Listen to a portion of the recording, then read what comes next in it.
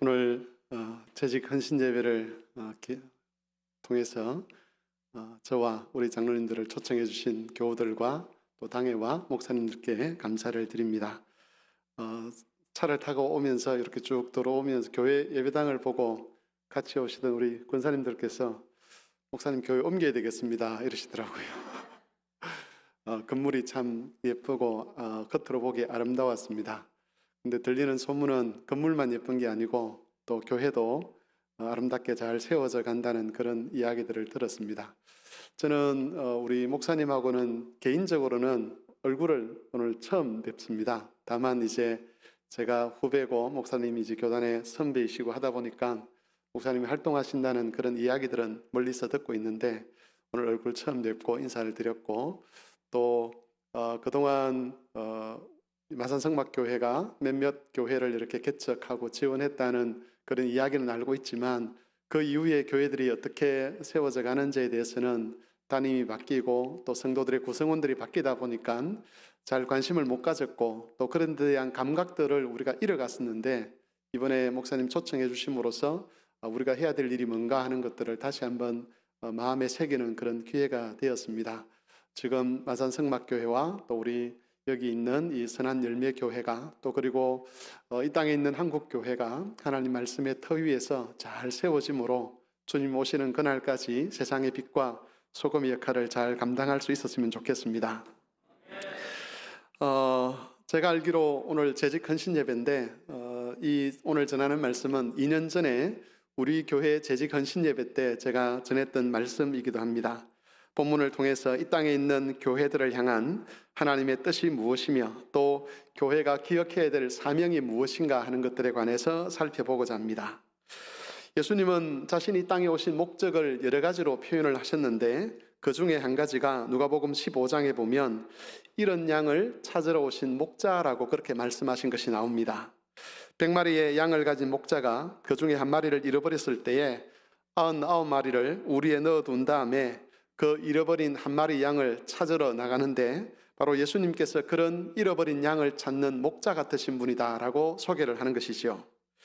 누가복음 10장에 보면 19장 10절에 보면 아주 명시적으로 인자에 온 것은 잃어버린 자를 찾아 구원하기 위함이라고 밝혀주고 있습니다. 설교 본문을 읽은 마태복음 10장에서는 예수님이 제자들을 파송하시면서 이스라엘 집에 잃어버린 양들에게로 가라라고 그렇게 말씀하시는 것을 볼 수가 있습니다. 여기서도 예수님은 자신을 잃어버린 양을 찾는 목자로 소개를 하는 것이죠. 우리는 이런 말씀을 통해서 예수님께서 잃어버린 자를 찾고 계신다는 것을 알게 됩니다. 그래서 오늘날 교회들이 예수님의 이런 뜻에 순종하기 위해서 이런 양 찾기 운동 이런 것들을 많이 펼치기도 합니다. 제가 지내왔던 교회들도 이런 프로그램들을 통해서 이런 양을 찾자라고 그렇게 성도들을 독려하고 또 성도들은 이렇게 저렇게 소외된 자들 또 시험에 든 사람들 영적 침체에 빠진 사람들을 그렇게 권면해서 예배당으로 데려 나오기도 하고 하는 것들을 옆에서 많이 지켜보았습니다.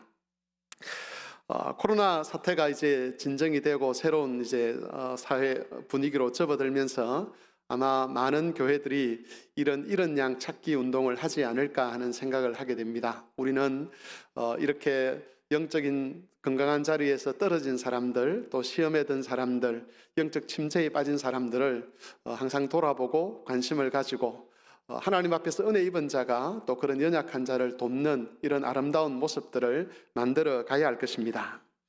그럼에도 불구하고 우리가 오늘 본문을 보면서 한 가지 질문해 보아야 될 것이 있습니다. 그건 뭐냐면 예수님께서 말씀하신 이런 양과 우리가 지금 사용하고 있는 이 이런 양이라는 것이 과연 같은 의미일까 하는 거죠.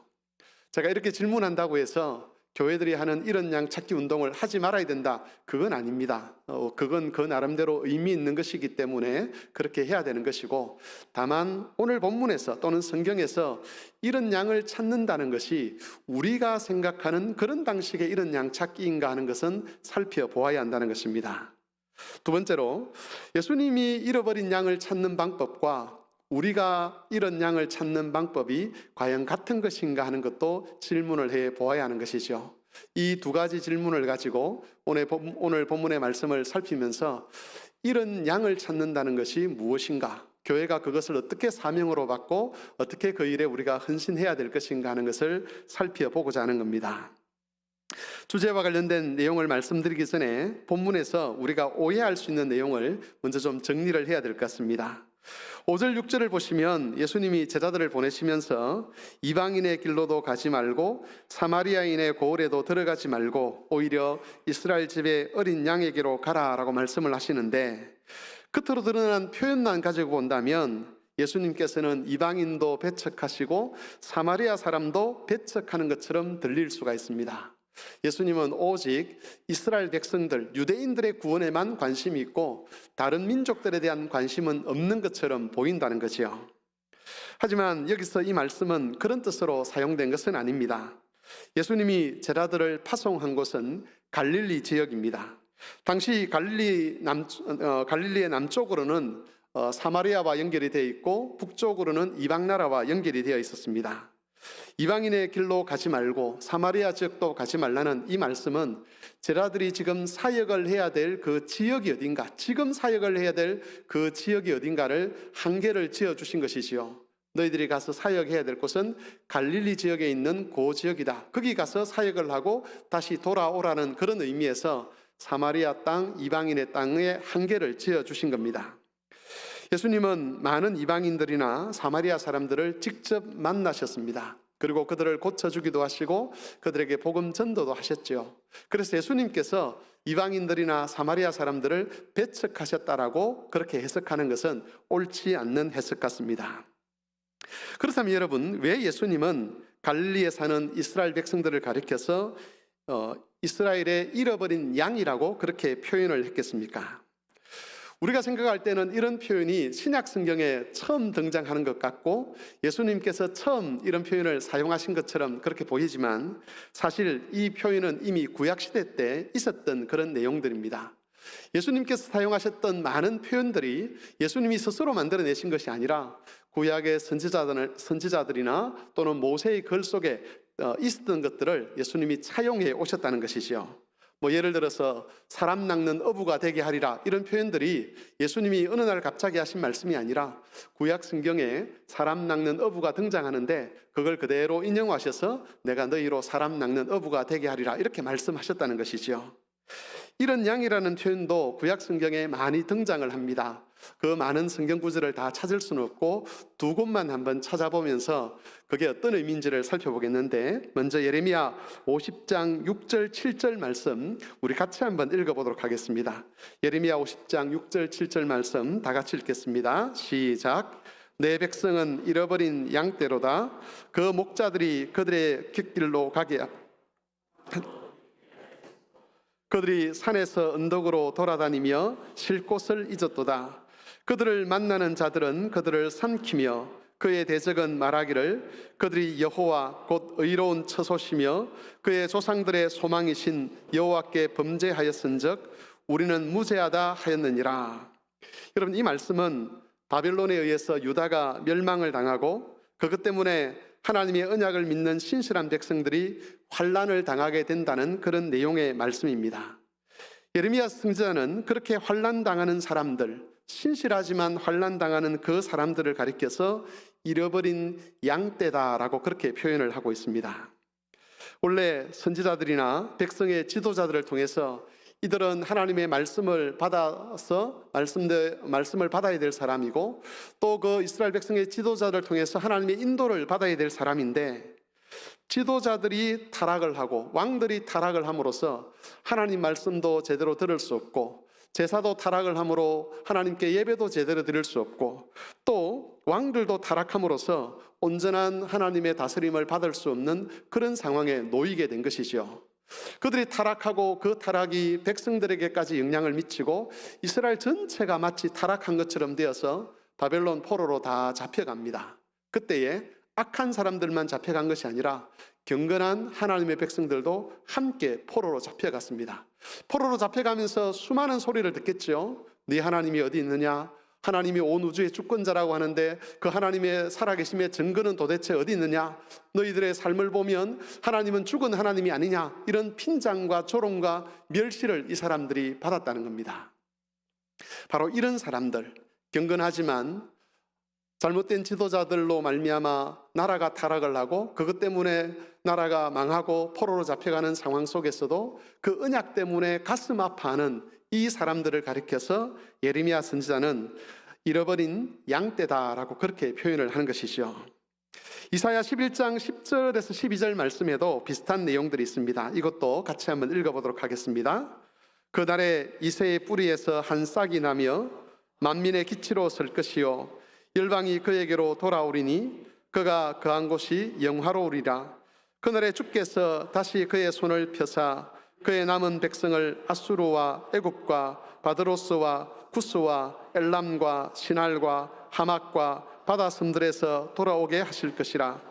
여호와께서 열방을 향하여 기치를 세시고 이스라엘의 쫓긴 자들을 모으시며 땅 사방에서 유다의 흩어진 자들을 모으시리니. 여러분, 이 말씀은 하나님께서 다윗의 후손을 그리스도로 삼으시고 그를 통해서 하나님의 심판을 받고 있는 이스라엘 백성들을 구원하시겠다라고 하는 말씀이 담겨 있는 그런 내용이죠. 여기서 12절에 보면 이스라엘의 쫓긴 자들이라고 되어 있는데 이 쫓긴 자들이라는 이 쫓겼다는 표현이 원어상으로 보면 이렇게 같은 헬라어 번역으로 되어 있습니다. 그래서 잃어버렸다는 것을 여기서는 쫓겼다는 말로 그렇게 표현을 하고 있는데 사실 같은 말이라는 뜻이죠. 유다가 하나님의 심판을 받아서 다 흩어지고 이방 나라의 포로로 끌려가게 됩니다.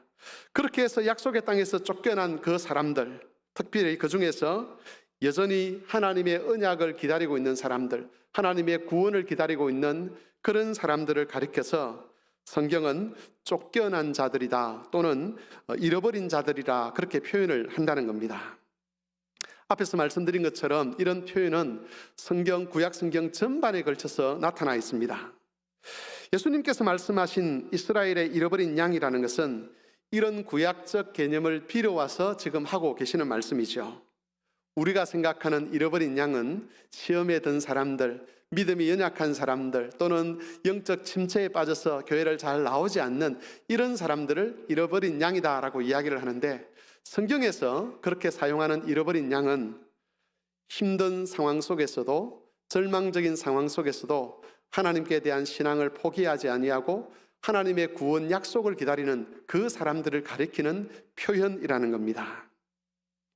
마태복음 13장 53절 이하에 보면 갈릴리 사람들이 예수님을 어떻게 대우하는가 하는 내용이 기록되어 있습니다. 갈릴리 사람들은 예수님의 말씀을 들었습니다. 예수님이 증거하시는 하나님 나라의 복음을 듣고 또 예수님께서 행하시는 이적과 기적도 많이 보았습니다. 그런데 그런 예수님에 대해서 갈릴리 사람들이 주로 보였던 반응은 조롱과 멸시와 배척이었습니다. 심지어 어떤 경우에는 예수님을 밀어서 낭떠러지에 떨어뜨려 죽이려고까지 했었습니다. 이런 다수 사람들의 반응과 달리 예수님의 말씀을 듣고 예수님을 영접하는 사람들이 있었습니다. 그 사람들은 예수님의 표현에 의하면 적은 무리였습니다. 비록 불신의 세상 속에 살고 있지만, 다수의 사람들이 예수님을 배척하는 그런 상황 속에 살고 있지만, 하나님이 약속하신 것이 그리스도 안에서 이루어질 것을 기대하고 그 예수님 안에서 구원을 얻고자 하는 그 사람들이 있었다는 것이죠. 그 소수의 사람들, 그런 사람들을 가리켜서 예수님은 잃어버린 양이라고 말씀을 하셨다는 겁니다. 대표적인 사람들이 바로 예수님을 따르는 제자들이었습니다. 여러분, 이런 면에서 본다면 교회는 잃어버린 양들의 모임이라고 할 수가 있습니다. 아니, 우리는 잃어버린 양들이 되어야 합니다.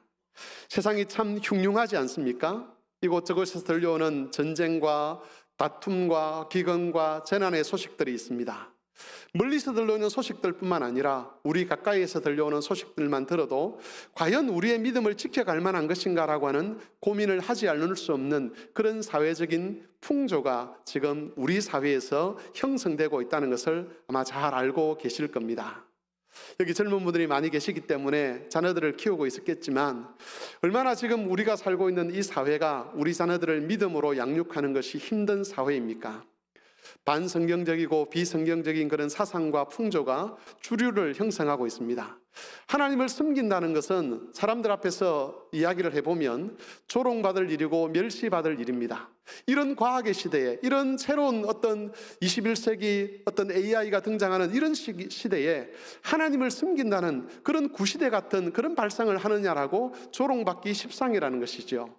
대학에서 내가 예수를 믿습니다라고 이야기를 하면 학생들로부터만 조롱받는 것이 아니라 교수님들로부터도 조롱을 받습니다. 어떻게 이런 시대에 그런 과거에 집착하는 삶을 살아갈 수 있느냐라고 이야기를 하는 것이지요. 뿐만 아니라 우리가 잘 알고 있는 대로 동성애라든지 이런 어떤 반성경적인, 비성경적인, 비인륜적인 이런 사상들이 아주 편만해져 있습니다. 그래서 내가 예수 믿는 사람이요라고 자기를 드러내며 살기가 참 어려운 시대가 되었습니다. 요즘은 예수를 믿으면 직장에서도 이제 왕따를 당하는 경우들이 많다 그러지 않습니까? 예수 믿는 것을 드러내서 좋은 일이 없다라고 이야기를 하면서 직장에서 예수 믿는 것을 숨기는 사람들이 많이 있다고 합니다. 사실 그건 믿음이 아니지요. 어쨌든 우리가 살고 있는 이 세상의 주류 문화는 하나님을 배반할 뿐만 아니라 믿음을 조롱하고 하나님을 조롱하고 우리의 신앙을 조롱하는 그런 세상이고, 그런 세상에서 내가 예수 믿는 사람이요 하는 순간 여러 가지 손해를 볼 수밖에 없습니다. 믿음을 바르게 지켜가려고 하고 하나님의 뜻을 따라 살려고 하면 때로는 경제적인 손해를 입을 수밖에 없는 그런 경우가 생길 거고요, 때로는 우리의 명예가 손실되는 그런 경우도 있을 것이고, 이렇게 저렇게 손해보는 일들이 앞으로 많아지게 될 겁니다. 그런 상황 속에서 낙심하지 아니하고 그래도 하나님의 말씀이 진리다는 것을 인정하고 묵묵히 하나님을 향한 그 신앙을 지켜가려는 그런 사람들을 가리켜서 성경은 잃어버린 양이라 그렇게 표현을 한다는 것이지요. 성도 여러분, 하나님은 그런 자를 찾고 계십니다. 하나님은 하나님의 잃어버린 양을 찾는다는 겁니다. 바벨론 포로로 끌려갔을 때에 많은 이스라엘 백성들이 신앙을 내려놓았다고 합니다. 자신들은 온 우주의 중심이 예루살렘이라고 생각을 했습니다. 그래서 하나님만 섬기면 모든 것이 다 해결될 거라고 보았는데 바벨론에 잡혀가서 그 바벨론 도시에 이르는 순간 그때부터 절망을 했다는 것이죠. 자기들은 예루살렘에 있는 그 성전이 세상에서 가장 큰 성전이라고 생각을 했는데 바벨론의 마르둑 신전과 비교해 보았을 때 예루살렘에 있는 그 여호와의 성전은 작은 건물에 불과했고 예루살렘은 주변 도시에 불과하더라는 것이죠. 쏘갔구나, 하나님께 쏘갔구나, 우리가 제사장들에게 쏘갔구나, 우리가 선지자들에게 쏘갔구나, 하나님이 중심이 아니라 마르둑이 세상의 가장 위대한 왕이구나, 위대한 신이구나, 이런 생각을 할 수밖에 없는 그런 분위기였다는 겁니다. 그런 분위기 속에서 많은 이스라엘 백성들이 살기 위해서 믿음을 포기하고 여호와께 대하여 등을 돌렸습니다. 그런데 그런 와중에도 그렇지 않다라고, 비록 우리가 우리 죄 때문에, 우리 조상들의 죄 때문에 이렇게 환난을 당하지만 그러나 여호와 하나님은 여전히 살아계신 하나님이시고 그 하나님께서 언젠가는 당신이 약속하신 구원의 은혜를 우리에게 베풀 거라고 기대하면서 묵묵히 고난받으며 신앙을 지켜갔던 그 사람들, 그들을 가리켜 잃어버린 양들이라고 하는 겁니다. 구약시대 때부터 예수님 당시 신약시대에 그리고 지금에 이르기까지 이 땅에는 잃어버린 양들이 있습니다. 세상이 어떻게 변하든지, 세상이 어떻게 흘러가든지 그 세상 조류에 물들지 아니하고 진실하게 하나님께 대한 신앙을 지켜가고 그 신앙을 지키기 위하여 기꺼이 손해보고 기꺼이 환난당하고 기꺼이 고난받는 그런 주의 백성들이 있다는 것이지요. 기꺼이 하나님을 위하여 헌신하는 그런 재직들이 있다는 겁니다. 그런 사람들을 가리켜 잃어버린 양들이라고 이야기를 하고 있습니다. 교우 여러분, 우리가 하나님 앞에서 잃어버린 양들이 되어야 하지 않겠습니까? 혹 내 곁에 있던 누군가가 시대적인 상황 때문에, 개인적인 문제 때문에 하나님께 대한 신앙을 포기하고 떠나도 우리는 지금까지 받았던 그 은혜를 생각한다면 하나님을 버릴 수 없지 않겠습니까? 신앙과 우리의 신앙을 타협할 수는 없지 않겠습니까? 묵묵히 자신의 신앙을 지켜가는, 주님께서 재림하실 그날까지 우리의 믿음을 지금처럼 지켜가는 이런 삶을 살아갈 때에 우리가 이런 양이 될 것이고, 그런 이런 양들이 모인 교회가 건강한 교회가 될 수 있다는 것이죠. 이 선한 열매 교회는 바로 이런 양들의 모임이 될 수 있기를 바랍니다. 그래서 세상 모든 곳에서 다 하나님께 대한 신앙을 배신하고 하나님께 대한 신앙에서 타협하는 그런 모습을 보일지라도, 여기 이 자리에서 예배드리는 교우들은 믿음을 잃지 않는 이런 양이 되셔서 신앙의 본을 사람들에게 보여주고, 그래서 다른 곳은 몰라도 하나님께서 이곳을 보실 때에 여기에 내 백성이 있다라고 선언할 수 있는 그런 주의 몸된 교회가 될 수 있기를 바랍니다. 여러분, 두 번째로 우리가 살펴볼 것은 이런 잃어버린 양들을 찾는 사역을 하나님께서 교회에 위임하셨다는 겁니다. 그러니까 교회는 한편으로는 잃어버린 양이 되면서 또 한편으로는 다른 잃어버린 양을 찾는 주님의 몸이라는 것이죠. 본문의 말씀은 12제자들을 부르시고 그들을 파송하는 말씀 가운데 있는 내용입니다. 잘 아시겠지만 이 제자들은 예수님의 성천 이후에 교회를 세우는 터가 됩니다. 그래서 12사도에게 하시는 이 말씀들은 교회에 하시는 말씀이라고 그렇게 직접 적용을 해도 무방할 것입니다. 6절에 보시는 대로 예수님이 제자들을 부르신 이유는 잃어버린 양들을 찾기 위해서였습니다. 다시 말해 교회의 사명 중에 하나가 잃어버린 양들을 찾는 데 있다는 것이지요.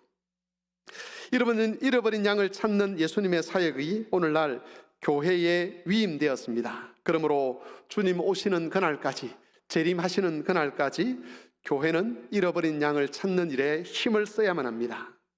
아직까지 주님이 재림하지 않으셨다는 것은 이 세상에 여전히 잃어버린 양들이 있다는 것이지요.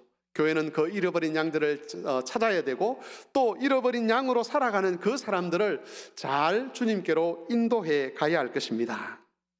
문제는 이걸 어떻게 하느냐는 거죠. 도대체 무엇을 가지고 교회는 잃어버린 양을 찾는 일을 할 수가 있겠습니까? 시편 23편을 보면 주의 지팡이와 막대기로 자기 양들을 인도하는 선한 목자에 관한 말씀이 있습니다. 여러분, 교회가 예수님을 대리하여 선한 목자가 되기 위해서는 이렇게 지팡이와 막대기가 있어야 되는데, 주님이 주신 그 지팡이와 막대기가 도대체 뭐냐는 것이죠. 간단하게 말씀을 드리면, 교회가 잃어버린 양을 찾도록 하기 위하여 주님이 교회에 주신 선물은 바로 하나님의 말씀입니다. 교회는 복음의 말씀을 설교하는 것을 통해서 예수님을 대신해서 잃어버린 양을 찾을 수가 있습니다. 또한 교회는 복음의 말씀을 설교하는 것을 통해서 예수님을 대신해서 양들을 의의 길로 이끌 수가 있습니다. 마태복음 10장 7절 8절 말씀, 우리가 읽었던 그 다음 구절에 보시면 이런 말씀이 있습니다. 가면서 전파하여 말하되 천국이 가까웠다 하고 병든 자를 고치며 죽은 자를 살리며 나병 환자를 깨끗하게 하며 귀신을 쫓아내되 너희가 거저 받았으니 거저 주어라. 여기서 예수님께서 제자들을 파송하시면서 선물을 주시는데 두 가지 선물을 주십니다. 하나는 하나님 나라의 복음을 선물로 주셨고, 하나는 그 복음의 능력을 선물로 주신 것이죠. 여기서 핵심은 하나님 나라의 복음을 전파하는 것입니다. 우리가 잘 알고 있는 마태복음 28장 18절 이하에 보면 하늘과 땅의 모든 권세를 내게 주셨으니 그러므로 가서 너희는 모든 사람으로 제자를 삼아 아버지와 아들과 성령의 이름으로 세례를 주고 내가 분부한 모든 것을 가르쳐 지키게 하라라고 그렇게 말씀을 하셨습니다. 이때 예수님께서 교회에 주신 선물이 바로 하나님의 말씀이죠. 요한복음에 보면 예수님께서 자신을 선한 목자로 소개하는 말씀이 나옵니다. 동시에 그 선한 목자의 인도를 받는 예수님의 양들에 관한 말씀도 나옵니다. 거기에 핵심적인 것은 양은 목자의 음성을 안다는 겁니다. 그리스도의 양들은 그리스도의 말씀을 알고 그 말씀에 반응할 줄 안다는 것이죠. 만일 어떤 사람이 하나님의 잃어버린 양이라면 그 사람은 증거되는 복음의 말씀에 반응하게 되어 있다는 것이 예수님의 약속입니다. 양이 그 목자의 음성을 알기 때문에 자기 귀를 거기에 기울이고 그 목자의 인도를 따라가는 것입니다. 반대로 만일 어떤 사람이 하나님의 양이 아니라면, 그리스도의 양이 아니라면 그들은 복음의 말씀을 들으면서도 그 말씀에 반응할 줄을 모르는 것이죠. 하나님의 양이 아니기 때문에 말씀을 들어도 들으려고 하지도 않을 뿐더러 거기에 관심도 가지지 아니하고 심지어는 말씀을 배척하는 자리에 서게 되는 것입니다. 이처럼 하나님의 말씀을 설교하고 가르치는 것은 이런 양을 찾는 교회에 주신 하나님의 방편이요 선물입니다.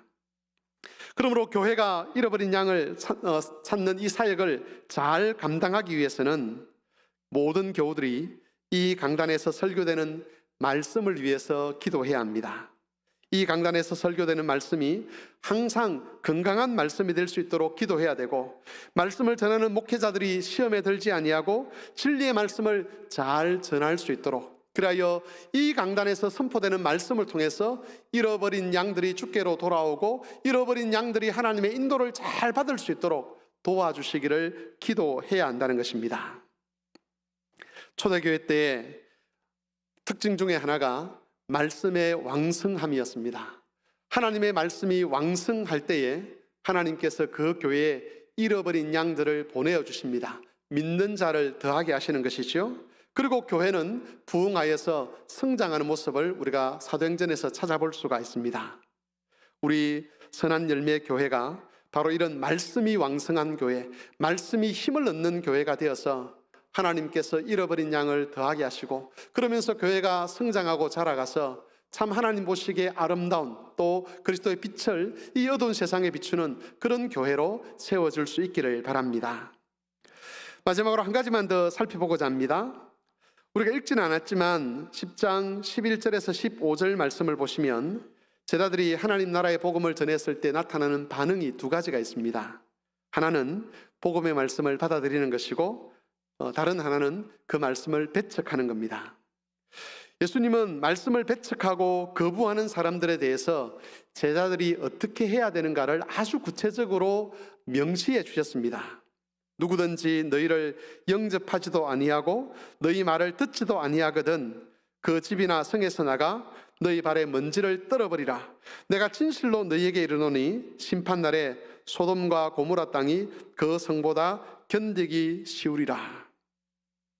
듣지 않는 사람들에게, 말씀을 받아들이지 않는 사람들에게 어떻게 하라고 하시느냐면, 한마디로 말하면 저주를 선언하라는 거죠.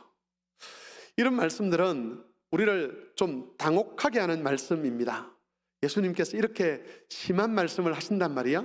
그래도 다시 찾아가서 다시 이야기하고 다시 설득하고 그래야 되는 거 아니야? 라고 그렇게 이의를 제기할 수 있지만, 예수님께서 분명하게 하시는 말씀은 주께서 주의 말씀이 전파될 때에 그 말씀을 거부하는 자들에게는 심판 외에는 다른 것이 없다라고 강조하시면서 발에 먼지조차도 떨어버리라, 그렇게 경고를 하시는 겁니다.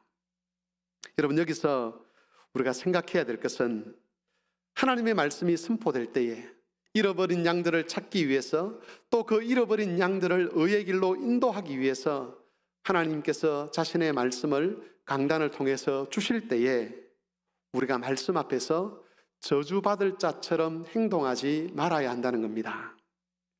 우리가 잃어버린 양들이 맞다면 주님의 말씀 앞에서 마치 잃어버린 양이 아닌 것처럼 그렇게 반응해서는 안 되는 것이죠. 우리의 영적 정체는 저주받을 자들이 아니지 않습니까? 예수님께서 우리를 하나님의 자녀로 입양하여 주시고 지금까지 하나님의 은혜를 받고 살아왔다면 우리의 영적 정체는 잃어버린 양이지 않습니까? 그런데 하나님의 말씀이 설교될 때에 그 말씀 앞에서 마치 잃어버린 양이 아닌 것처럼, 마치 저주받을 자인 것처럼 그렇게 반응해서는 안 된다는 것이죠. 잃어버린 양에게서 찾음을 당해서 이제 예배당에 들어왔다면 하나님의 선한 인도하심을 받아야 되는데, 그러기 위해서 선포되는 말씀 앞에 우리는 늘 겸손해야만 합니다. 때로는 우리의 상황 때문에, 관계 때문에, 어떤 감정 때문에 하나님 말씀 앞에 정직하게 대면하지 못하고 그런 것 때문에 말씀을 밀어내고 싶은 그런 유혹들이 많이 있습니다. 그럴 때마다 우리가 기억해야 될 것은 하나님께서 말씀으로 우리를 부르셨을 뿐만 아니라 말씀으로 우리를 인도해 가신다는 겁니다. 우리는 잃어버린 양이지 저주받을 자가 아니라는 것을 늘 기억하고 겸손하게 말씀 앞에 엎드리고 그 말씀을 받아들여서 적극적으로 그 말씀에 순종하며 그 말씀을 따라 헌신해 가야 하는 것이죠. 그럴 때에 비록 우리는 부족하지만 선하신 예수님께서, 목자 되신 예수님께서 교회를 통해서 우리를 인도하여서 진리의 자리까지, 의의 자리까지 이끌어 가실 겁니다. 특별히 여러분, 말씀이 선포되는 교회를 사랑하셨으면 좋겠습니다. 우리 부목사님 중에 한 분이 교제하는 중에 했던 말이 제 가슴 속에 아주 오랫동안 남아있는 그런 이야기가 있습니다. 그분은 그런 이야기를 하더라고요. 자기는 볼 때에 우리가 이 험악한 세상 속에서, 유혹이 많고 음란하고 강포한 세상 속에서 내 스스로 믿음을 지켜갈 수 있는 건 아닌 것 같다. 그러면 하나님께서 어떻게 믿음을 지켜가도록 하느냐? 교회라는 공동체를 통해서 믿음을 지켜가게 하시는 것 같다. 그렇게 이야기하는 걸 듣고 제가 그걸 한번 생각하면서 우리 교회를 쭉 살펴봤는데 그 말이 진짜라는 것을 알 수가 있었습니다. 여러분, 교회라는 이 공동체, 특별히 말씀이 설교되는 강단을 중심으로 모이는 이 공동체가 건강할 때에 우리의 믿음도 건강할 수가 있는 것이요. 그 건강한 교회를 지켜가기 위해서 해야 될 일이 뭐냐? 기본적으로 해야 될 일은 말씀 앞에, 특별히 강단을 통해서 설교되는 말씀 앞에 겸손해지는 겁니다. 그리고 우리의 상황이 어떠하든지 상관없이 그것이 하나님의 말씀이라면, 하나님의 뜻이라면 그것을 받아들이고 말씀 앞에 엎드려야 한다는 겁니다. 종종 그런 경우들을 봅니다. 감정이 상했다는 이유 때문에 말씀을 거절하는 사람이 있죠. 저 말씀을 순종하면 내 체면이 말이 아니게 돼. 저 말씀을 순종하면 내가 지금까지 지켜왔던 게 아무것도 아닌 게 돼. 그래서 저 말씀을 내가 따를 수는 없을 것 같아라고 고집을 피우는 사람들이 있습니다. 여러분, 그건 잃어버린 양들이 보여야 될 반응이 아니죠. 그건 저주받을 자들, 하나님 백성 아닌 자들이 보이는 반응이지 우리의 몫은 아니라는 겁니다. 그러므로 항상 주께서 말씀을 주실 때에 겸손하게 그 말씀을 받아들이고 순종하시기를 바랍니다. 그러면 우리도 알지 못하는 사이에 우리의 믿음이 건강하게 되고 이 교회 안에서 말씀이 왕성하게 힘을 얻어서 나뿐만 아니라 다른 사람들도 그 말씀의 은혜 속에서 진리로 인도함을 받아서 의의 열매가 풍성한 그런 교회가 될 수 있을 것입니다. 말씀을 정리하겠습니다. 교회 이름이 참 좋습니다. 선한 열매 교회.